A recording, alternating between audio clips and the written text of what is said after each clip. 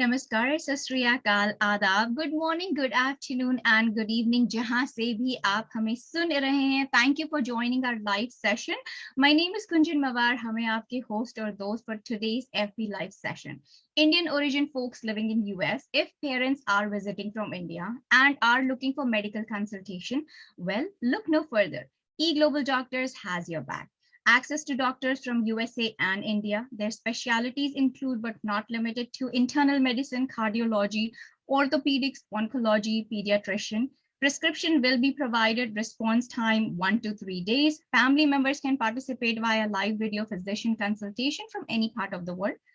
Video consultation is up to 30 minutes. In-app messaging with doctors after consultation and ID and portable health passports. If you are looking to contribute in televisit and build your network, eGlobalDoctors is formed by the group of physicians from UK, India, and USA. 290 plus doctors on board, 60 services, 8 countries. What is it in for doctors? Provide consultation and counseling services to patients from anywhere in the world. Opportunity to provide charitable services to patients. Be part of fast-growing, innovative telehealth company with chance to invest in discounted prices. Liability insurance will be provided. Visit or register at eglobaldoctors.com for more information. In today's FP Live session, we have Dr. Suresh Kumar, the founder and chief coach at Holistic Nutrition Works, which provides personalized nutrition and life coach services for patients suffering from lifestyle diseases to bring down the dependency on drugs. He worked with Delhi Heart and Lung Institute, New Delhi, and also as a faculty in the Department of Pathology of ASR Medical College. Dr. Suresh is passionate about nutrition, preventive medicine, mind-body medicine, and a holistic approach to the management of the disease. He loves teaching and training young professionals from the field of nutrition medicines through his online courses. How are you doing, Dr. Suresh? Very good morning to you. Good morning, Kunjan, and namaste to everyone. Thank you for having me here, eGlobalDoctors.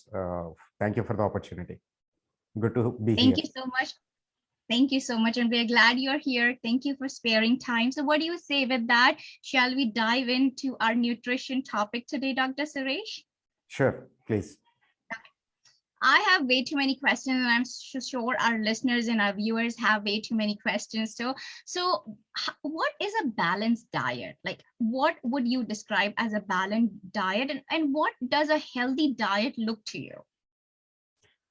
Okay, balanced diet basically means the food scientists all over, they grouped all the foods into 6 groups.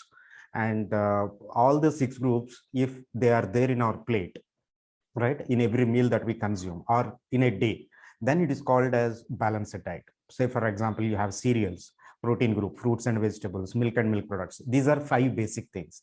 And the 6th one is fats and oils, which we use in preparation of our food. Okay, so if your plate consists of all these 5 basic food groups along with fats and oils in prescribed quantity, then it is called as balanced diet. Okay, got it. So they say, and I don't know, I'm just going with, hearsay, but they say the first meal of the day is very important, which is breakfast. But if we are doing intermittent fasting, then we don't have that window some of these days that we have to skip our breakfast. So what do you have to say about that? A very good question, but we need to understand the question right first. So the question we should be asking is, who is doing intermittent fasting and why? And what is the history of intermittent fasting? So intermittent fasting, basically they take 2 meals and with a huge gap, okay, between the second meal and again the first meal. So this is proposed recent days by so many health conscious spiritual gurus and all. And you have to see the origin of intermittent fasting, okay? And it should be based on your lifestyle. For example, if you are living in an ashram and where you are not connected to the world, you are not doing intense psychological activity. Nowadays, no one is doing any physical labor. All of us use our brain, and we are all occupied with a lot of work. But when you are living in an ashram or you are living in the so-called Vedic period, okay, Vedic times, or mimicking the Vedic times, where you are not in touch with regular people and you are not stressed out, then intermittent fasting works, okay?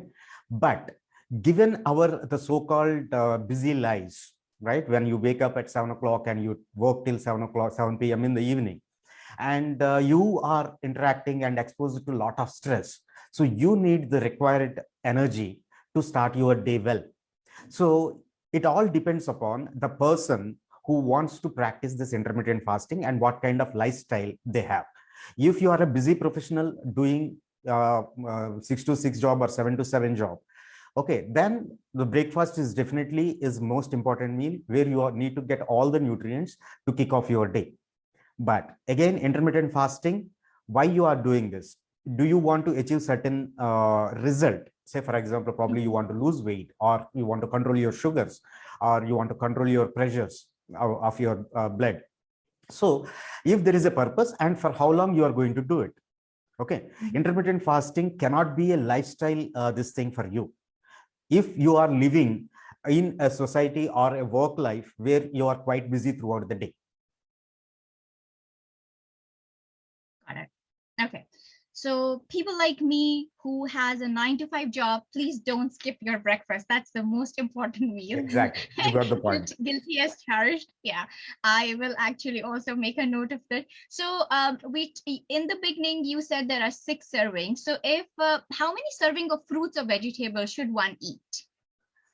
So ideally, what the suggests is you need to take a minimum of 3 servings of vegetables and 2 servings of fruits. But for me, I would say that at least 3 to 5 servings of vegetables should be there, and not less than 3 servings of what do you say, fruits per day. Okay. Okay, perfect. So that constitute a balanced diet for us. So then my next question is, we have people who are meat eaters, and then we have people who are non-meat eaters. So if I have to balance a diet for a non-meat eater person and for a person who is a vegetarian and a non-vegetarian person, how can they balance their diet? Like, one can eat fish and meat and get the protein, and one can eat the pulses and the dal and get the protein. So what's a balanced diet distinction, or how often should we eat protein and meat? Okay, there are different connotations to this question. So some people say that being vegetarian or being vegan, okay, is good for you. And some people say that, okay, unless and otherwise you eat meat, you won't get quality protein. But having said that, I mean, it all depends upon the source of your meat. First one, why the vegan movement nowadays is the in thing.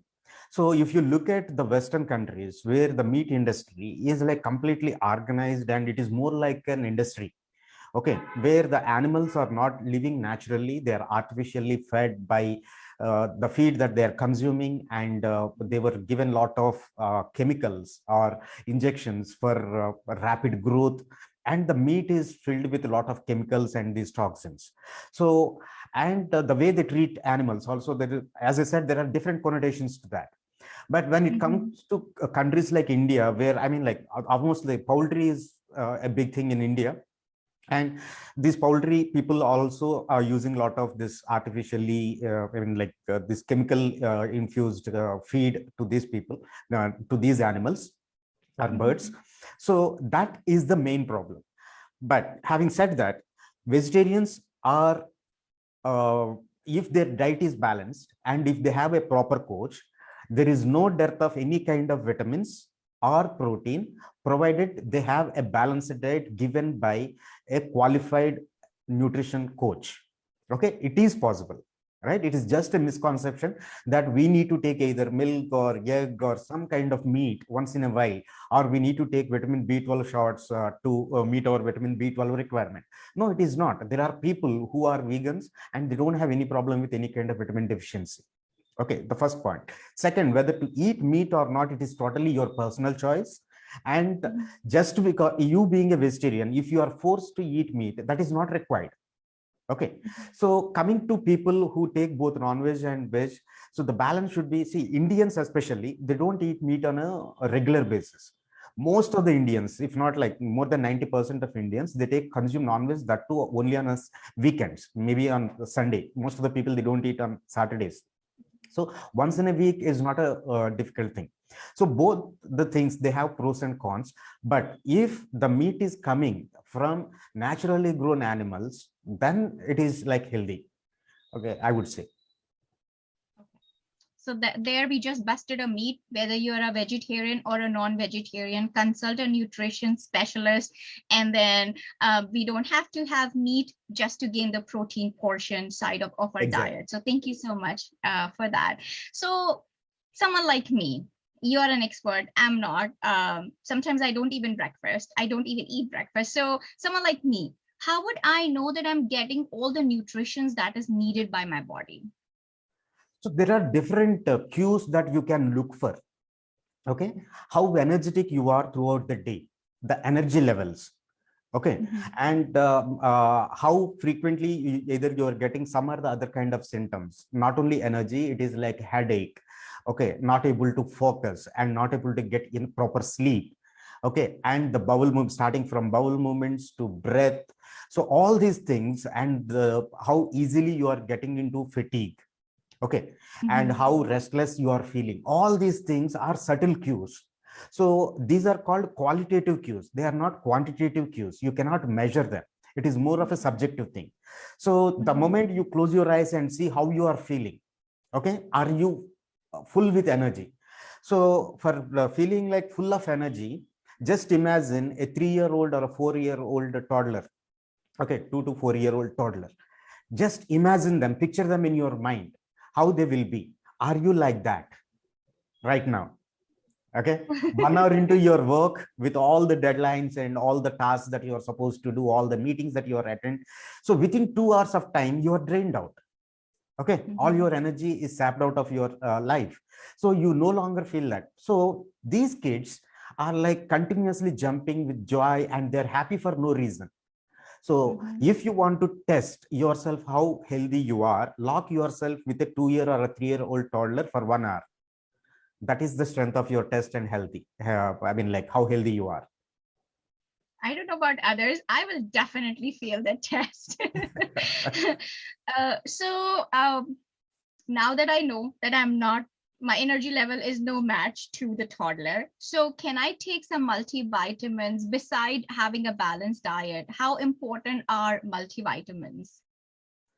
Okay, this is my personal opinion. I am not quoting any what you say, any kind of studies or tests. And most of the doctors, I mean, some of the doctors, I mean, most conservative doctors, what they talk about supplements is like you'll get an expensive urine. That's it. When they talk about multivitamins.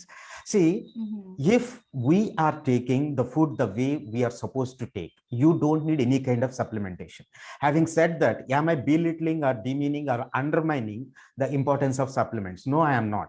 Say, for example, if someone is like severely anemic or someone is suffering with hypovitaminosis, whether it is like vitamin D3, which we are seeing nowadays, is quite in epidemic proportions, and vitamin B12 deficiency, something like that.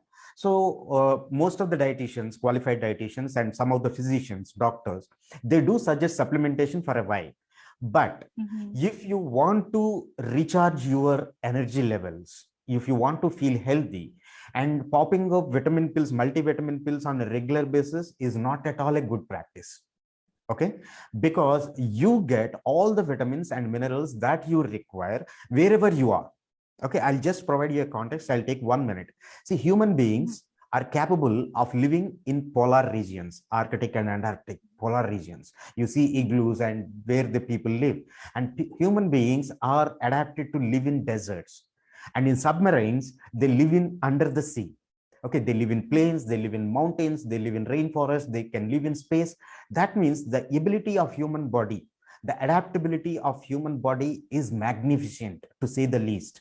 It can adapt with whatever. So wherever you are living, the foods that you require is available for you in that place only, and they are available in plenty. Okay, so that is the reason why we have a flowering season, and we are having harvesting season for different kinds of plants. Okay, so these kind of things, if we stick to our locally available natural foods and seasonal foods in their natural form, one need not resort to consuming any kind of multivitamins unless and otherwise they are diagnosed with deficiency of vitamins and minerals in their body. Okay. So another myth busted, you don't need supplements if you take a good diet, but if it's prescribed, then there is no harm with that.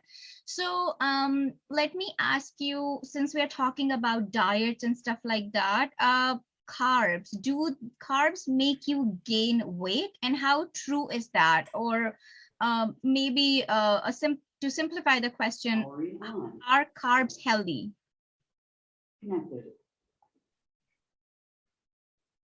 I'm really sorry, Kunjan. I just got my speaker powered off. I missed your question. If you don't mind, could you please repeat for me? Yes, absolutely. So my question, let me ask you, can you hear me all right? Yeah, now I can hear you. Okay. So my next question was that how important is carbs? Is carbs healthy for us? Do carbs, will make us gain weight? How true is that statement? Yeah, carbs are very, very important, not for everyone, but the quality of the carbs that we consume matters a lot. Okay, most of the carbohydrates that we consume nowadays is refined. Say, for example, if you look at the pastas or the macaroni or the noodles and all these things, the so-called fast food, whether you are taking bread or whether you're taking any kind of carbohydrate that you are consuming, most of it is refined carbohydrate. Okay, and especially if people are watching this from India, okay, and the kind of rice, because Indians are basically either they eat roti or rice, right? So if you are consuming the roti or rice, the rice that people in India are consuming is polished rice. So what happens when you consume a polished rice is